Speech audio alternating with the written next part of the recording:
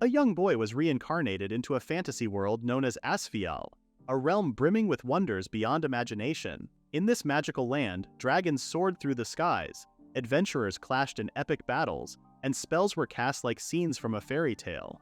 It was everything the boy had ever dreamed of as a child. His new life in this extraordinary world had just begun, or so he believed. Despite the enchanting sights, Asfiel lacked the comforts he had once taken for granted.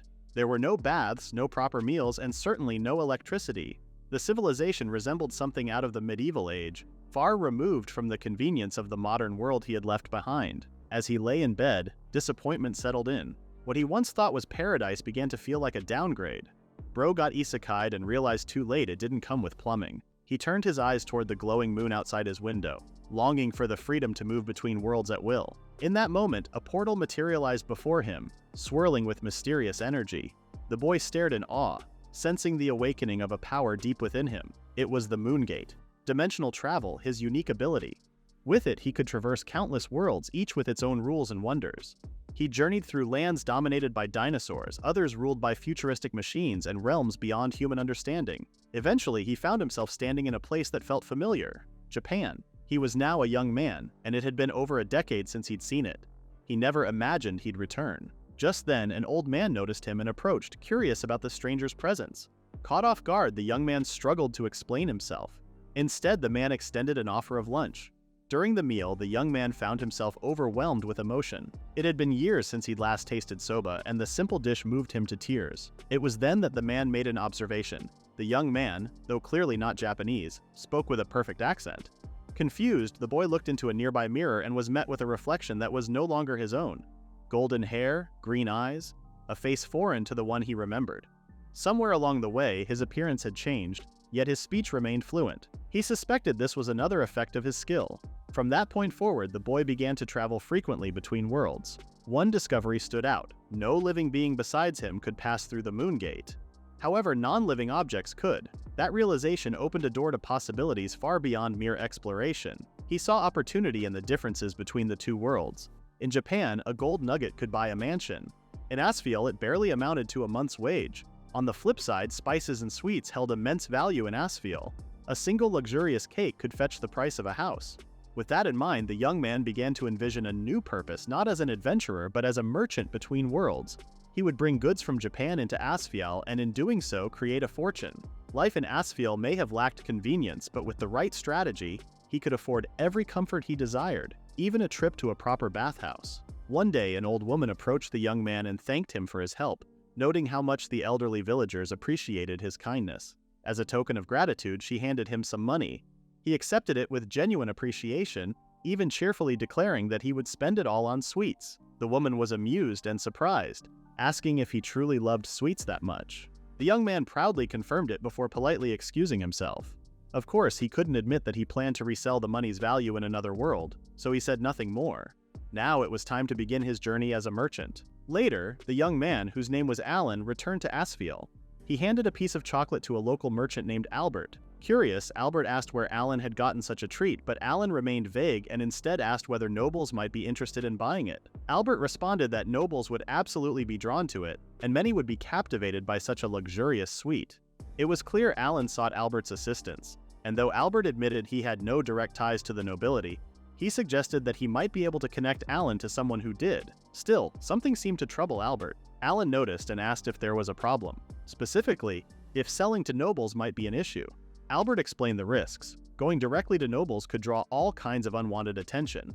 Other merchants might not take kindly to someone bypassing the usual networks. In noble society, sweets weren't just treats. They were symbols of power, gifts in political dealings, and signs of wealth. As a result, merchants often organized themselves, managing farmers and confectioners collectively. Violating these unspoken agreements could invite backlash. But Alan, not seeing the big picture, merely commented that Albert's shop was small because of his fear of those said merchants. The remark irked Albert, although he conceded that Alan wasn't entirely wrong. A small-time merchant like himself could never stand toe-to-toe with those serving the elite. Albert's really out here fearing the dessert cartel. Albert eventually told Alan that he would have to find another merchant if he wanted to sell chocolates. Though slightly disappointed, Alan respected the decision. But he wasn't giving up entirely, just shifting gears. He already had another product in mind. Albert, on the other hand, was taken aback by Alan's relentless enthusiasm for sales. Alan clarified that he merely wanted Albert's professional opinion. Before they could continue, two mothers walked into the shop, delighted to see them. Alan greeted them casually and asked if they were out shopping. One of the mothers expressed surprise at seeing him there and quickly took interest in the item he was holding, asking what it was. Alan simply said it was an exotic sweet he had come across. The girl then asked if he intended to become a merchant, to which he replied that he was merely curious about the trade. Albert, realizing this was an ideal moment to test the product's appeal, encouraged Alan to let the mothers try the sweets. Alan hesitated, worried about giving away too much, but Albert didn't seem concerned. A lack of caution that in Alan's mind explained why Albert's shop had remained small. Alan handed the sweets to the mothers, who accepted them eagerly. As expected, they found them delicious and immediately wanted to buy more. Before leaving, they promised to spread the word, which left Alan feeling both excited and mildly pressured. Turning back to Albert, Alan looked apologetic for promoting his product inside someone else's store. But Albert was unimpressed. He told Alan rather bluntly to take his business elsewhere. At that moment, Alan realized that every last one of his products had been sold. Albert considered it a decent result, but Alan paid it little mind, believing the success was thanks to the mothers who helped out. Still, he couldn't shake the thought that if only the chocolates had sold instead, he might have been sitting on a small fortune by now. The potential value gnawed at him, a sharp reminder of what could have been. Albert, grounded as ever, mentally warned against underestimating the trade. Alan, recognizing the support he'd received, offered his thanks before departing. He then left behind the unsold chocolates as a token of appreciation. Though Albert tried to stop him, Alan continued on his way, leaving Albert thinking that perhaps the young man had more potential at this field than he initially thought. Later that day, Alan made his way to a bathhouse. The warm water was a rare comfort, a momentary escape from the uncertainties that weighed on him. Without a registered identity in Asfiel, his options remained limited. He couldn't rent a place to stay, hold a stable job, or pull himself out of this cycle of poverty. Yet, even with all that hanging over him, the bath lifted his spirits. In that brief moment of relaxation, a new sense of hope emerged. Selling sweets hadn't made him wealthy, but it confirmed something vital. Japanese goods held value in this world. The challenge now was figuring out what to sell and how to navigate the unfamiliar marketplace. The merchants here operated under their own systems, bound by rules he had yet to understand. There was still much to learn. Later on, he found himself at a local pub. The alcohol served there was surprisingly good, adding to the quiet luxuries of the day. Coming right after the bathhouse visit, the drink felt well earned. But before long, the atmosphere shifted. The noise died down as silence swept across the room. A group of girls had entered, drawing everyone's attention. The sudden change in mood was undeniable. Whispers rippled through the crowd, identifying one of them as the Black Princess. Her presence in the town came as a shock to the patrons. Alan, watching from his seat, began to wonder. She was like him, a transfer who might be from Japan, someone capable of moving between worlds. So, she's the Black Princess, but is Japanese? In Asfiel, individuals with unusual origins weren't as rare as one might expect. Every town had at least one or two. Those born in this world but who retained memories from a past life were known as reincarnators. Those who appeared from another world entirely were referred to as transfers. Both types were often gifted with heightened physical or magical capabilities, and many received blessings called skills. As a result, they frequently became adventurers, researchers, or merchants dealing in magical disciplines. This was Alan's first time encountering someone else who shared his circumstances. Around him, the whispers continued. The Black Princess, despite the rumors, was far more beautiful than many expected. She was the leader of the Crimson Moon Brigade, an all-female group of adventurers. Not just eye-catching, she was known for defeating powerful monsters and earning the trust of both nobles and influential merchants. Still, to Alan, seeing her in person stirred not admiration but intimidation. Not long after, Alan stood up to ask for the bill. The owner was surprised that he was leaving so early, as it was unusual for him to stop at just one drink. Alan only smiled, explaining that something had come up. Later on, Alan made a trip back to Japan to stock up on supplies. One of his key purchases was a set of manga. At the store, he relied on the guidance of the cashier, Kida, to confirm which titles were currently trending. Alan wasn't up to date with the latest hits, but Kida, being a manga enthusiast himself, helped him choose the top title from the weekly shonen camp. Along with the manga, Alan also grabbed a women's fashion magazine. When asked about it, he claimed someone had asked him to pick it up. After paying, he promptly left the store. The truth was actually different. No one had asked him for anything. Approaching the Black Princess directly had felt too risky at the time, but he strongly suspected she was a transfer, someone like him. And unlike the others, Asfiel had little in terms of entertainment, so he hoped that these manga could serve as a bridge. The purchase was costly, especially for someone in his situation, and all he could do now was hope his gamble would pay off. Once back in Asfiel, Alan made his way to the place where he intended to deliver the manga. But things didn't go as planned. The restaurant was closed to the public due to a private event, and its windows were completely shuttered. Rumor had it the Black Princess was inside. If he missed this chance, there might not be another. Leaving could make him seem suspicious, but standing around might only worsen the impression. While he was hesitating, one of the girls from the Crimson Moon Brigade took notice. She spotted him loitering near the entrance and called him out. Seizing the opportunity, Alan explained that he had something to give to the Black Princess. He handed her the manga, stressing that it was a gift, free of charge. If it wasn't needed, she could simply discard it. Without waiting for a reaction, Alan quickly took his leave. Although confused, the girl decided to take the package inside. Within the restaurant, another member of the Crimson Moon Brigade, Kalkura, called out to the girl from outside, Aina, asking what the item was. Upon hearing that it came from some weirdo outside for the Black Princess, Kalkura inspected it carefully. After confirming that it wasn't laced with poison or equipped with any kind of dangerous magic, Aina handed it over to the Black Princess. Upon receiving the package, the Black Princess showed hesitation, unsure whether to open it. Aina, who had delivered it, offered reassurance, mentioning that the person who handed it over claimed she could discard it if she wasn't interested. With that, the Black Princess opened the package. Inside were several books. At first glance, Aina found them to be ordinary in appearance, but their presence was certainly unusual. She couldn't understand why such items were specifically addressed to their captain. Then, without warning, the Black Princess frantically asked who had given the package. In her previous life, the girl now known as the Black Princess had been running for her life, chased into the woods by a frantic mob calling her a Miko. Confusion clouded her mind, but she kept running. Moments earlier, she had simply been waiting to be picked up from school, but in an instant her surroundings warped. Without warning, she had been pulled into another world. Before she could comprehend what was happening, she was falling, plunging into an abyss. As darkness closed in, she surrendered to her fate, her final thoughts drifting to her father. But death never came. Instead, she awoke in an unfamiliar world. A couple stood by her side, relieved to see her regain consciousness. Alarmed, she questioned who they were. Noticing her unease, the woman gently apologized and explained that they were innkeepers. They had found her collapsed at the base of a cliff. The Black Princess confirmed that she indeed fell. When she asked if they had saved her, they deflected the credit, saying her survival was thanks to her own strength. Surviving such a fall was, according to them, something only a Miko could do. Still unfamiliar with the term, she asked what a Miko was. The couple explained that Mikos were divine messengers, beings from another world, marked by traits like black hair and blessed with unknown powers. Though she didn't yet understand her own abilities, the signs were there. Overwhelmed, she admitted that none of it made sense. The woman then handed her a warm cup of tea, advising her to rest first and make sense of everything later. Taking that advice to heart, she drank the tea and slowly calmed her thoughts. Once her strength returned, she expressed her gratitude and prepared to leave. The couple wished her well, and she returned the sentiment. From that moment, she began her journey, determined to find a way back to her own world. With her powers as a Miko, she managed to travel safely, never encountering danger despite being alone. But as stories of her presence spread, people began to gather around her. In time, the Crimson Moon Brigade came into being, a band that followed her loyally.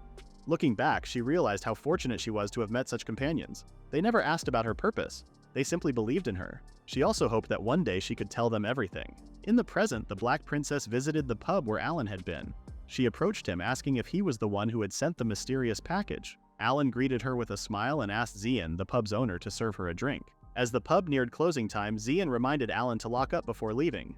They sat with one seat between them, the silence heavy. Alan broke it, admitting the awkwardness but explaining that this conversation was best kept private, something only shared between kindred souls. He asked if she was Japanese and she confirmed it, revealing that she was a reincarnator.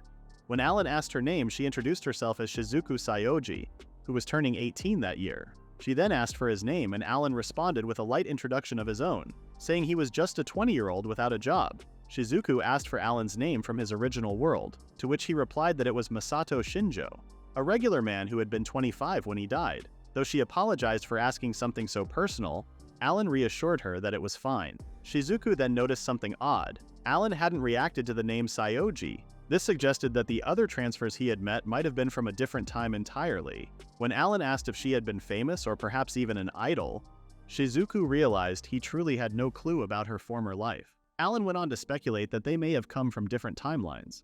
Based on his own estimate, 20 years had passed since his death. Yet the Japanese base, with its distinctly Showa-era aesthetic, didn't quite reflect that passage of time. In that moment, Shizuku's interest spiked. She wanted to know more about his ability to return to Japan. She tried to press for details, but Alan quickly shut down the idea. According to him, bringing another living person across worlds was impossible. However, he could transfer objects and even deliver goods directly to her. He tried to lighten the mood by suggesting it wasn't such a bad arrangement. Shizuku didn't respond, her thoughts heavy, until Alan insisted she have another drink. With no bartender around, Alan brought out a bottle of tea from Japan. Though unsure if she would enjoy it, Shizuku accepted and took a sip. When Alan asked for her opinion, she smiled and told him it was delicious. Watching her, Alan was momentarily struck by how mature she seemed, and it was hard to believe she was only 18. Sensing her vulnerability, Shizuku apologized for showing such a raw side of herself. Alan assured her it was nothing to be ashamed of, admitting that he himself had once cried over eating soba after reincarnating. Shizuku, unfamiliar with the dish, piqued Alan's curiosity. He promised to bring some for her the next time he returned to Japan. Though she still hoped for a clue that could help her find her way home, this small comfort was a welcome consolation. Just then, Shizuku offered to sponsor Alan. In return, she requested that he procure specific items for her. Alan was caught off guard but agreed, warning her not to go overboard since he lacked both a stable income and legal identity in this world. Shizuku replied by offering to draft a letter on his behalf. She then asked if he was any good at organizing documents. The next morning, Shizuku was up early, waking the members of the Crimson Moon Brigade. She had an announcement to make. Alan would be joining them as their newest member. Alan really walked into a guild and accidentally joined a girl group. The revelation sparked an immediate reaction. Aina, startled, recognized him as the weird man from the other day and questioned if Shizuku was truly serious. However, Shizuku affirmed her decision, stating plainly that she trusted him. Alan, meanwhile, lingered cautiously at the doorway, fully expecting a reception like this. As the room processed the news, one of the girls stepped forward to question Shizuku again, voicing concern over Alan being a man. Shizuku clarified that Alan wouldn't be accompanying them on the field. Instead, he'd be working behind the scenes assigned to logistics. Without missing a beat, she appointed Aina as Alan's trainer, an announcement that immediately drew protest from the reluctant girl. Later that day, the two met for the so-called training session. Aina, clearly still uneasy, broke the silence with a question. She asked how Alan managed to earn the captain's interest, noting she had never seen Shizuku that enthusiastic before. Alan admitted it took some effort, but in the end it worked out, even if he hadn't expected to join the brigade himself. Meanwhile, Aina couldn't help but reflect on how unusual the situation was. In all their history, never had a man joined the Crimson Moon Brigade. Aina quickly pushed aside her earlier doubts, remarking that the extra manpower would be helpful regardless. Alan then asked if she'd really been handling all the brigade's logistics on her own, and she confirmed it, explaining that she and Shizuku were the only ones capable of reading and doing basic math. The weight of the task began to settle in on Alan, knowing that managing supplies for over 30 people was no small feat. Aina then laid out the plan. She would take care of stock checks while Alan would be in charge of restocking. She also mentioned that the Crimson Moon Brigade's name alone should be enough to keep merchants from charging him unfairly. Before he set out, Alan reminded her not to overwork herself. Later that day, Alan began his errands, still in disbelief over how everything had turned out. Originally, the plan was to become a merchant connected to the Crimson Moon Brigade, someone who could trade freely with nobles. Instead, he had ended up as one of their own. Now that he was part of the team, he knew he had to prove himself if he wanted to earn the trust of the other members. As he passed by Albert's shop, a group of familiar mothers called out to him, waving him over. They wasted no time confirming the rumor of whether he really joined the Crimson Moon Brigade. Alan was taken aback that the news had already reached them. The mothers laughed, explaining that gossip travels fast, and then teasingly asked if there was something going on between him and the Black Princess. Flustered, Alan quickly denied it, saying she had only been interested in the goods he sold. He was just an added bonus. Still, the speed of the rumors left him uneasy. One of the mothers mentioned how much she had enjoyed the sweets he brought last time, while another offered her congratulations and wished him luck in his new role. Alan responded with a sheepish laugh, saying he was only running errands for now. Then one of the mothers told him to visit her shop more often, promising him a discount. Shocked by the generous offer, Alan asked if she was really serious. After picking up some of the supplies, he realized just how much he owed these women and quietly noted that he couldn't thank them enough. That's when he heard someone shouting his name from the crowd. Turning around, he found himself surrounded by a small group of people, all excited to see him. Word had clearly spread fast, and now several townsfolk were offering their support and even supplies. The unexpected outpouring of kindness overwhelmed him. Caught in the emotion of it all, Alan couldn't hold it in any longer and let out a joyful scream. Later that day, Aina thanked Alan for his help and asked if he had finished his shopping run. Alan confirmed that he had and handed over the invoices, though he kept himself half hidden around the corner. Curious, Ina asked why he was acting so suspicious, so Alan explained that he was just being cautious. When Ina scanned the invoice, her expression changed instantly. Alarmed, Alan asked if he had gone over budget, but Ina quickly clarified that it was the opposite. The total cost was 20% lower than usual. Suspicious of the unusually low price, she questioned if Alan had done anything shady. Alan firmly denied it, explaining that he simply received goodwill discounts from a few acquaintances. He even told her to check with the merchants herself if she had any doubts. Hearing this, Ina relaxed and said there was no need to interrogate anyone. As she made her way to the door, she turned back with a smile, telling Alan he had done a good job. Later on, Alan returned to Japan, carrying with him a letter from Shizuku. As he looked at it, he couldn't help but wonder if it would truly make a difference. The Crimson Moon Brigade finally arrived at the royal capital, with Alan traveling alongside them.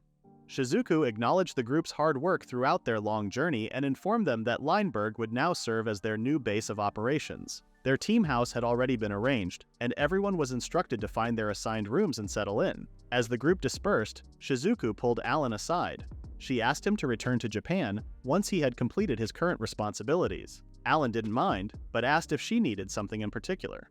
Shizuku replied vaguely, saying she didn't need any supplies this time and that Alan would understand once he got there. She didn't elaborate, turning away without offering further explanation. Before fully leaving though, she reminded him to pick up the next volume of Dream Love, a manga she clearly adored. Later, Alan arrived in Japan, only to find the village in a state of commotion. The old man he had once met, Genji, greeted him warmly, commenting on how long it had been. Curious, Alan asked about the gathering, and Genji explained that the people were from the Saioji group. Apparently they had been searching for Alan for over a week, much to Genji's confusion, especially since Alan had never heard of them before. Seeing no point in hiding, Alan decided to approach the group. As he neared, he spotted a car and a young woman seated inside. She asked if he was Alan, and once he confirmed it, she invited him into the car, noting how hot it was outside. Inside the vehicle, the unfamiliar woman casually commented on the difficulty of finding him. She also complained about the lack of decent cigarettes in the area. Alan offered an apology but quickly realized he didn't even know her name. She introduced herself as Akira Kamiki, telling him to call her Akira. When Alan asked if her search had something to do with Shizuku's letter, Akira suddenly slammed the car door shut. Her demeanor shifted and it became clear that Alan's response had confirmed her suspicions. Without hesitation, Akira radioed her team announcing that the target had been secured and requesting backup. As tension filled the air, she warned Alan to cooperate if he wanted to remain unharmed. Her piercing gaze and chilling words made it clear she wasn't bluffing. Forced into submission, Alan had no choice but to go along with whatever was about to unfold. During the ride, he asked what the Saioji group actually was. Akira explained that it was a sprawling corporate empire, deeply rooted in real estate and other crucial industries both in Japan and abroad. It functioned like a powerful zaibatsu, and its origins could be traced back to one of Kyoto's wealthiest families. Under the leadership of Ryugen Saioji, Shizuku's father, it had grown into a major conglomerate. Akira also revealed that her family, the Kamikis, had served the Saiyojis for generations. She herself had been by Shizuku's side since middle school. But 3 years ago, coinciding with the start of her full-time position at the estate, she began to notice that something wasn't right. There was a time when Akira served tea to Shizuku and the girl complimented her for it. Akira responded with the usual courtesy, but Shizuku reminded her not to be so formal when it was just the two of them. Just then, Shizuku casually brought up the Dream Love anime and asked if Akira had recorded the latest episode, to which she said yes. Shizuku then wondered if Akira planned to stay the night, suggesting they watch it together. Amused, Akira agreed to the idea without protest. But then, everything changed. One day, as Akira waited for Shizuku to return home, she was met with the devastating news that Shizuku had gone missing. It was abrupt and baffling. Akira demanded answers, questioning the guards and how such a disappearance could happen under their watch. Denial clouded her thoughts, convinced it had to be a mistake. Yet when they checked the surveillance systems, nothing unusual was found. Shizuku had vanished without a trace. Even now, the search continued. Specialist teams had been dispatched globally, yet every trail led to a dead end. With no leads and no breakthroughs, Akira turned to Alan, hoping he held the answers. They eventually reached their destination. Akira stepped out of the vehicle, offering an apology for the deception earlier, then urged Alan to get straight to the point. As they entered the massive structure looming before them, Alan was stunned. He hadn't imagined that such a facility existed near the quiet Akane village. Soon after, Akira knocked on a grand office door and announced their arrival before the chairman. Inside, Ryugen Saioji, the head of the Saioji family, greeted Alan. recognizing him from the contents of a letter his daughter had once written. Alan was immediately overwhelmed by the man's sheer presence, wondering if all men of such status exuded the same aura. Ryugen, however, quickly reassured him that he knew Alan wasn't responsible for Shizuku's disappearance. The letter, written in a unique cipher only known within the family, was proof that both the sender and its message were authentic. It meant that Shizuku was still alive and that she trusted Alan. Curious, Alan asked how they had tracked him down despite his lack of a permanent address or employment. Ryugen explained that the postmark on the letter had helped narrow their search, and the letter itself contained a detailed description of Alan. He then expressed admiration for him.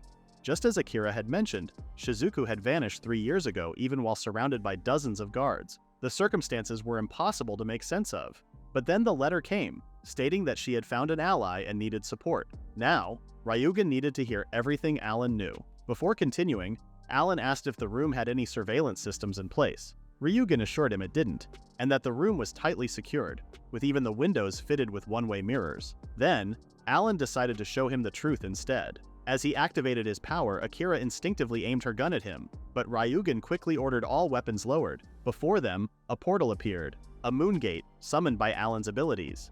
He explained that the gate was a link to another world and that Shizuku was on the other side. Ryugen was stunned. He asked about the conditions required to use the gate. Alan admitted that he didn't have all the answers, but what he did know was this. Aside from himself, only non-living things could pass through it. Ryugen, still skeptical yet intrigued, asked if he could touch the moon gate. With Alan's permission, he reached out, his fingers brushing against the glowing portal. He questioned if his daughter was truly on the other side. Alan confirmed it without hesitation, revealing that Shizuku now lived in a fantasy realm, leading a group of adventurers. It was a claim too fantastical for Ryugen to accept at face value, but the very existence of the moon gate left little room for denial. Akira, still cautious, questioned Ryugen's belief in Alan's story. Ryugen admitted that he remained doubtful because it all sounded like something out of a fairy tale. Still, he had a simple request. He handed Alan a smartphone and asked him to take a photo of Shizuku as proof. Though unfamiliar with the sleek modern device, Alan accepted the task. Ryugen assured him that Akira would handle the instructions. Meanwhile, Alan was in awe of the device because it looked far from the flip phones he once knew. Ryugen then made it clear that he still questioned Alan's intentions, uncertain how much truth or deception lay in his words. But the letter was real, written in a family cipher only they understood. Alan's delivery of it couldn't be ignored. With that, Ryugen extended a hand in gratitude, asking him to pass along his regards to Shizuku. Alan accepted the gesture, silently agreeing to the terms. Soon after, Alan returned to the fantasy realm of Asfiel and reunited with Shizuku. As she quietly sipped her tea, he informed her of his recent encounter with her father. He hadn't expected Ryugen to show up personally, much less with an entire entourage arriving in the rural village where Alan resided. Frustration bubbled up as he felt the whole situation had been excessive. But Shizuku calmly reminded him that at the time, she was the sole heir to the family. Alan dropped the subject knowing she wasn't wrong. He then brought out the smartphone Ryugen had given him and explained its purpose, which was to serve as proof of her existence. Shizuku took the device with ease, revealing a surprising level of proficiency. As she explored the phone, she stumbled upon a video, a message prepared by Ryugen. Alan, watching from nearby, was impressed by the clarity of the footage, almost as if it were in ultra-high definition.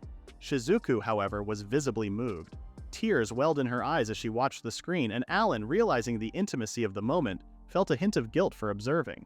Before she could hand the phone back, Shizuku noticed Alan had vanished. She found him downstairs, casually interacting with the other girls. He explained that it was a good time to introduce them to the smartphone, and with Shizuku's permission, the group quickly became excited. They insisted on taking a photo together, even pulling Shizuku into the impromptu gathering. Though caught off guard, she agreed. Alan gathered everyone and snapped the photo, capturing a rare moment of unity. Afterward, Aina approached Alan. She commented on how he seemed to be settling into life with the brigade. Alan wasn't so sure as he still hadn't formed strong bonds with everyone. Aina reassured him that there was no rush, especially since adjusting to the new base took time. She then brought up the Royal Capital Street Festival, piquing his interest.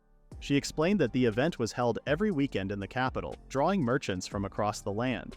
The festival featured a wide range of goods, from everyday trinkets to luxurious items meant for nobles. Since the brigade wasn't set to resume their adventuring anytime soon, Aina encouraged him to pay it a visit. That's when Alan asked whether he would be allowed to set up a stall of his own. Alan had successfully secured an application for the street festival, but one problem remained. He had no idea what to sell. His thoughts were soon interrupted by the arrival of Camille, Luca, and Lazuli, members of the Crimson Moon Brigade.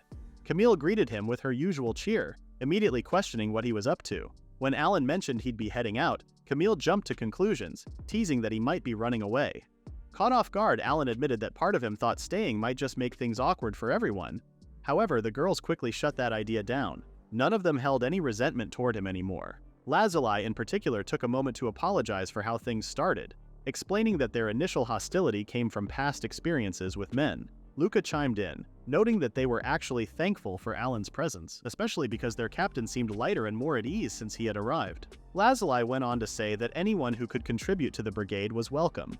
Camille agreed, mentioning that even Aina liked him. She then mentioned that he saw him more as a father figure. That claim sparked a mini debate, as the others argued that Alan felt more like a brother than anything else. Listening to their playful banter, Alan felt reassured that finally he was beginning to feel accepted. Lazuli soon redirected the conversation back to his earlier task, asking what he was working on.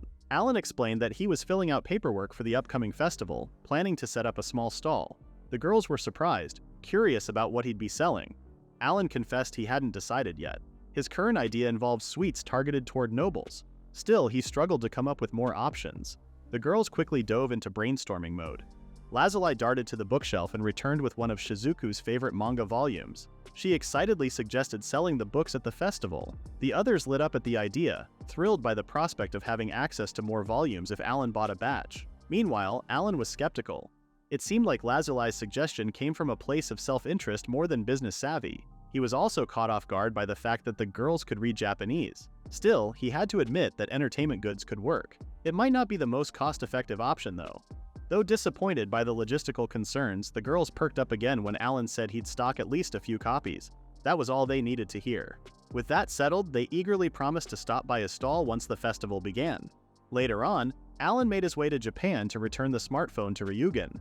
Yet even as he approached the task, he wasn't entirely sure if Ryugen had believed the contents he'd submitted. His uncertainty was briefly interrupted when Akira greeted him at the door, announcing that she would be acting as his assistant. Her unusually cheerful demeanor threw him off so much that he shut the door in her face. Afterward, Alan apologized, explaining that he'd simply been startled. He asked her to speak with him as she used to, but she declined. Still, her calm expression was enough to reassure him. Alan then mentioned that it seemed the chairman had accepted the proof he presented. Akira confirmed that Ryugen had been genuinely thrilled. Alongside the photo, the glowing mineral Alan had delivered, luminite, was confirmed to be a completely unknown substance. There was no longer any reason to doubt his story. Without delay, Akira handed him a set of documents and cards, stating that this was the promised support. Among the items were identity and residency papers, details about his assigned living space, which came fully furnished with a PC and other essentials, and a black credit card with no spending limit. She then showed him the balance in his new account, over 100 million yen. She really pulled out the entire Sugar Daddy starter kit. Alan was stunned. Though grateful, he couldn't help but feel that all of it was a bit too much. Akira then laid out two conditions. First, Alan would be expected to cooperate in the research surrounding the gate, as they were eager to understand his abilities and the nature of the other world. Second, and most importantly, he was to provide full support to Shizuku. As she emphasized the second condition, her expression turned sharp and unyielding, leaving Alan no choice but to agree. From that point forward, Akira informed him that she would oversee his security and assist him however necessary. Alan thanked her, then made a request of his own. Not long after, the two ventured into the city to search for entertainment goods. Though Alan could have made the selections himself, he admitted he was out of touch with modern Japan. Akira understood but remained curious about his intentions for opening a shop. Alan then explained that he needed to build connections. Back home, he relied on familiar faces, but this was his first time navigating the capital. Winning over nobles would stabilize his finances and grant the brigade better access to information and resources. Akira found his reasoning puzzling, pointing out that with the resources given to him, wealth was no longer a concern. Alan acknowledged this, but he admitted he wanted to earn his own way. He wasn't content with simply receiving support, and he wanted to build something of his own. Akira found his mindset unexpectedly sincere, and Alan found comfort in that. Akira then asked Alan if he had any plans to stock some items. However, before he could respond, his attention drifted toward a nearby store display filled with trading cards. Intrigued, Alan paused while Akira looked on, puzzled by his interest in them. Alan explained that in Asfiel, entertainment was a rarity. While nobles occasionally indulged in board games, they were often simplistic and uninspired. Trading cards, with their strategy and collectability, might stand out as something new. The only issue was choosing the right ones because many of the titles were unfamiliar to him. Akira then mentioned that the C Group operated across numerous industries, and entertainment was no exception. One of their subsidiaries even specialized in trading cards. Without hesitation, she made a phone call ordering an entire warehouse's worth of crossword puzzles. Alan panicked, urging her not to go overboard. Eventually, he opted to purchase only a few cards, explaining that he wanted to test the waters before committing fully. He thanked Akira for her help and mentioned his plan to look for sweets and books next. Aware that she had her own responsibilities, he told her it was okay not to accompany him, but Akira refused. She insisted on staying by his side, explaining that if anything happened to him, it would break Shizuku's heart. Alan was caught off guard by her straightforwardness. At that moment, he decided to place his full trust in her. Later, as they browsed through more shops, Akira showed Alan a stack of CDs. He was surprised and felt outdated, especially since he'd only known DVDs. It hadn't hit him until now how much the world had changed. Then something on a nearby TV caught his eye, a character from a show he recognized. He asked if it was Dream Love, the series Shizuku adored. At that, he noticed Akira had gone silent. She admitted it made her feel nostalgic. Shizuku had once invited her to watch it together, but the moment never came. Alan, sensing he might have touched a nerve, quickly apologized. But Akira reassured him that that wasn't her intention. She might have missed spending time with Shizuku, but being by her side wasn't the only way to serve her. Akira then offered to buy the CD so Alan could give it to Shizuku as a gift. Shortly after, she suggested compiling all the entertainment, manga, dramas, and more into a single tablet. If the people of Asfiel were craving joy, offering a wide selection would be more effective than a handful of items. As Akira pondered the idea, Alan watched her quietly, smiling to himself. At that moment, she reminded him of an older sister. When Alan returned to Asfiel, the first person to greet him was Lazuli, who quickly informed him that the permit for his festival stall had finally arrived. Wasting no time, he went to check it for himself, feeling a wave of relief that everything had been approved without any issues. As he reviewed the permit, Lazuli leaned in and asked in a hushed tone about the merchandise he was planning to sell. Alan told her that the goods, specifically the manga, would be delivered on the day of the festival, since they had no place to store the shipment at the base beforehand. That answer clearly didn't sit well with Lazuli. She looked genuinely annoyed that she wouldn't be able to get her hands on the manga right away. With a sigh and a hint of bitterness, she muttered that she hoped his stall would fail, just so she could get early access to the next volume. Damn, she really chose violence. Alan found her dramatic reaction more irritating than amusing, but he didn't press the matter. Changing the subject, Alan asked when Luca and the others were expected to arrive. Lazuli said they'd be coming in the evening, though she herself would show up a bit later with Camille because she still had a few tasks to wrap up. As the conversation shifted, she casually asked where Alan's booth would be set up, noting that it seemed like he was aiming for a wealthier audience. Alan answered that he had selected booth 13, located along the West Main Street. That response took Lazuli by surprise.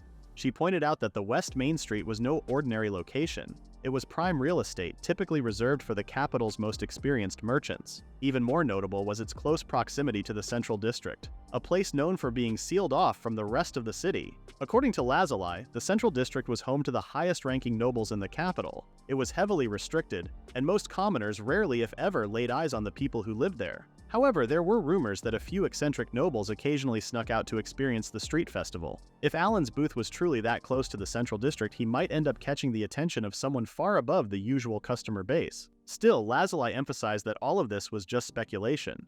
Alan didn't seem fazed by this. In fact, it made Lazuli suspect he had aimed for that exact booth on purpose. Alan neither confirmed nor denied it, simply leaving it to her imagination. Lazuli suddenly burst out laughing, which caught Alan off guard. When he asked why, she brushed it off, saying he was just very interesting. He wasn't sure if that was a compliment or sarcasm. Lazuli, confused by his reaction, eventually excused herself, saying she was looking forward to the festival. Once she left, Alan was left with a lingering sense of unease. But with the preparations finally complete, all that remained was to wait for the festival. Whatever would happen, he reminded himself, would happen. When the festival day finally arrived, the streets of Asfiel came alive with movement and excitement. Alan set up his booth, mentally assuring himself that all preparations were complete and that it was time to put his plans into action. Alongside the main goods, he had brought a small selection of books, though he intended to be selective about who he sold them to.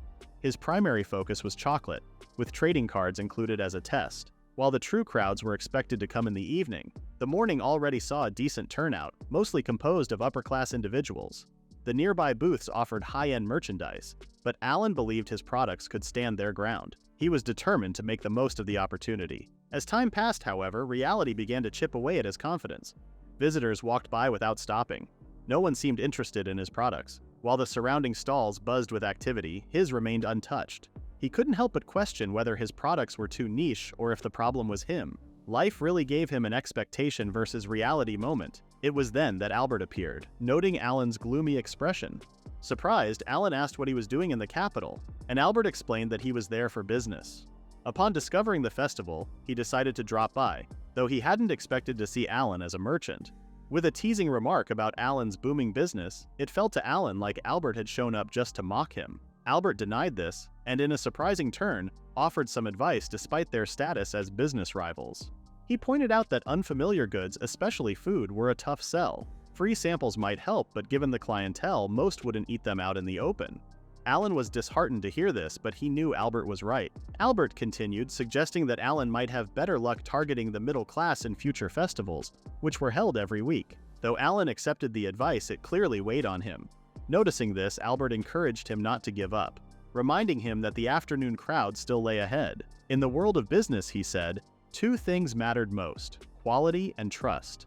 And Alan had both. Though Albert considered himself a small-time merchant, and his words might not carry weight, Alan didn't see it that way, although he really did believe his shop was small. Thanks for rubbing that in, bud. As Albert turned to leave, Alan thanked him for the advice. But before walking away completely, Albert paused, telling Alan that he might discover something beyond the original goal he had set for himself. The day stretched on with only a handful of customers dropping by Alan's booth. Sales were far from impressive, and Alan decided that once Luca and the others arrived, he'd close up early. While waiting, his thoughts drifted back to Albert's words. He had already begun to earn money and chase success, so the idea of finding something beyond his goal puzzled him. Suddenly, a stir swept through the crowd as a striking figure made his entrance into the festival. Judging by his regal demeanor and appearance, he was clearly no ordinary citizen.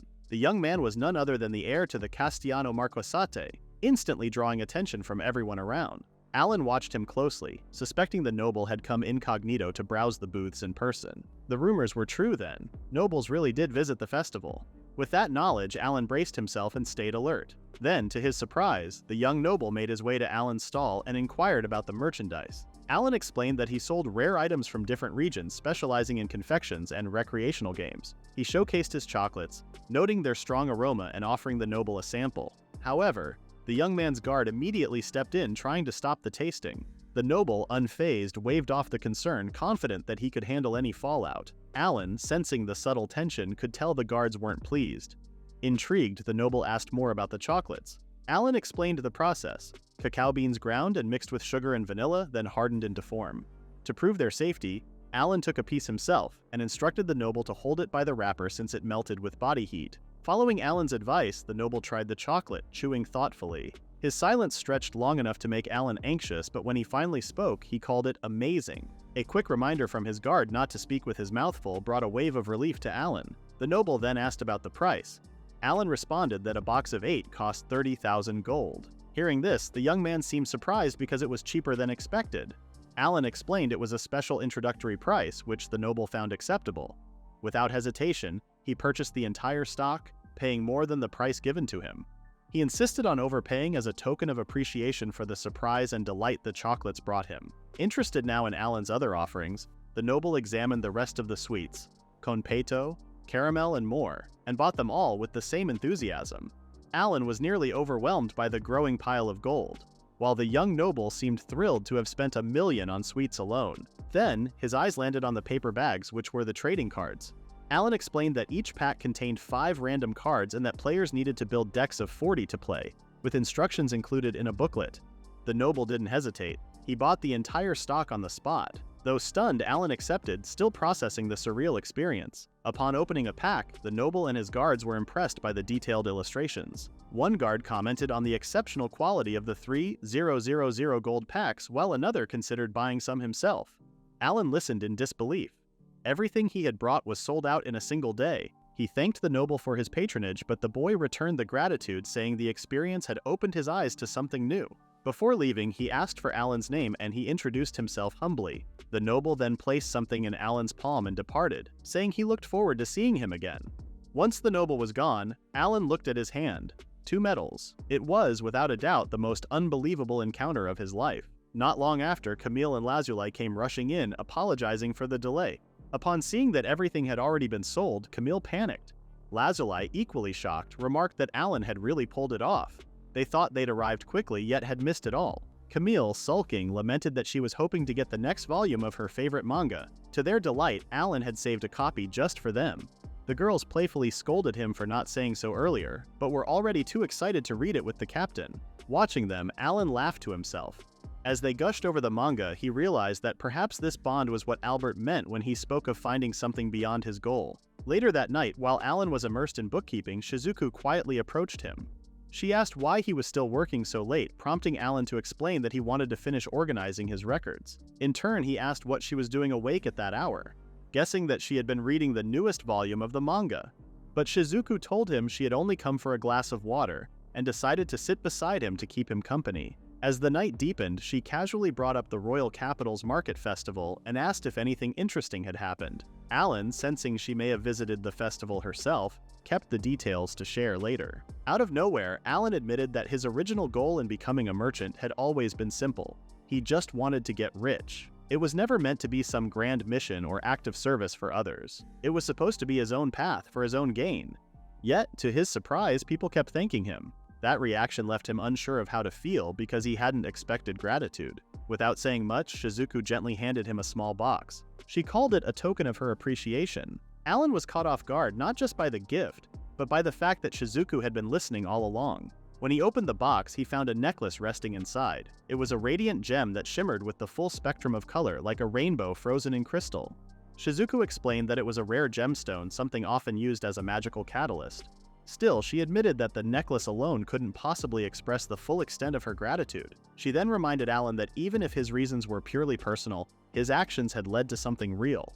Because of him, she was able to reconnect with her family and with Akira. His motives didn't change the impact he had made. Alan let out a quiet laugh. Her words brought to mind something Ryugen had once said to him, and it was almost uncanny. The resemblance between the two was more than just blood, and it echoed in their thoughts. As the mood shifted, Shizuku asked him to keep looking out for her father and Akira. Alan's expression turned serious. He nodded, promising to do whatever he could. He then thanked her for the necklace, assuring her that he would treasure it and take good care of it. Meanwhile, in another part of the city, Ray was still basking in the afterglow of the festival, exclaiming how amazing it had been. But before he could continue, a woman appeared behind him, calling him out for sneaking into town again. The young noble tried to brush it off with a smile, handing her a box of chocolates as a lighthearted peace offering. He promised they'd see each other again tomorrow. As he walked away, she stood still, surprised and silent, the box of chocolates resting gently in her hands. Alan flipped a medal into the air, unsure if it was called a Promika medal. As he turned it over in his hand, Camille approached, greeting him with a casual good morning. She asked for a closer look at the medal, then questioned why he was wandering around when he had training. Alan explained that it was his break time, so he figured it was fine. As Camille examined the medal, her interest visibly piqued. Alan asked if she recognized it, and to his surprise, she did. So much so that she wondered why he didn't. She asked if it belonged to him, but before he could respond, Luca and Lazuli arrived, inviting them to join for tea. Camille lit up at the offer, while Alan couldn't help but feel a bit frustrated that the medal discussion had been cut short. Once they were seated, Camille's focus quickly shifted to the sweets on the table. Her eyes lit up as she curiously asked what kind of treats they were. Luca explained that the cookies were a gift from Alan, a small thank you for the help the girls had given him during the street festival. As they dug in, Camille pointed to a particularly odd-looking cookie and asked what animal it was meant to be. Alan blinked, surprised she couldn't tell it was a cat. Then again, in this world, cats were nothing like the ones he knew. Here they were wild and aggressive, not the soft, domestic creatures he was used to. Even so, the cookies were met with delight. The girls commented on how cute they were, almost too cute to eat, and couldn't ignore how soft and warm they felt to the touch. Alan, however, couldn't shake the feeling that he didn't quite belong. The cheerful energy around him only made his quiet awkwardness more obvious. Luca soon brought up the festival, saying she had heard it was a huge success. Alan confirmed it was, but admitted that the credit mostly went to one customer who bought everything. He explained that the medals he had were given to him by that very person, which left Camille skeptical. She insisted that couldn't be possible, but Alan stood by his story. Lazuli asked to see the medals, so Alan showed them the gold and silver Promika medals. When he asked what they were exactly, Luca clarified that Pramica medals were used to access restricted areas. To demonstrate, she revealed her own dungeon access medal. Camille then added that Pramica medals were rare and only given to individuals recognized by the guild. They weren't easy to obtain. Lazuli was especially stunned to see a gold Pramica for the first time. Luca recalled that Camille had a silver Pramica, and Camille explained that hers only granted access to the school district. It allowed her to enter schools marked with the same crest as the medal. Based on Alan's medals, he had access to both the Royal Capital School District and N5 Magic Academy within it. As for the gold medal, it likely gave him entry to the Central District. Luca suggested he consult the Academy for confirmation, as someone had likely given him those medals as an invitation. With that, the puzzle pieces began falling into place for Alan. But the realization brought tension because he now had to meet Ray alone, the Marquise's heir. Before he could dwell too much on that, Luca suggested that Camille show him around, since she knew the school district well. Camille agreed, saying she owed him for the manga anyway. Just this once, she'd make an exception and act as his guide. Alan gratefully accepted the offer, feeling relieved to have someone with him on this next step of his journey. Later on, Camille and Alan arrived at the school district. Camille explained that it was the largest district in the royal capital, home not only to various schools but also to government-run research facilities. As she continued to chatter on, Alan quietly appreciated having her by his side. Amid their walk, Camille's focus shifted to the cold gift Alan had brought along. Without wasting time, she urged him to head toward the checkpoint. When they reached it, Alan presented his Pramica medals to the guard, leaving the man visibly stunned by what he saw.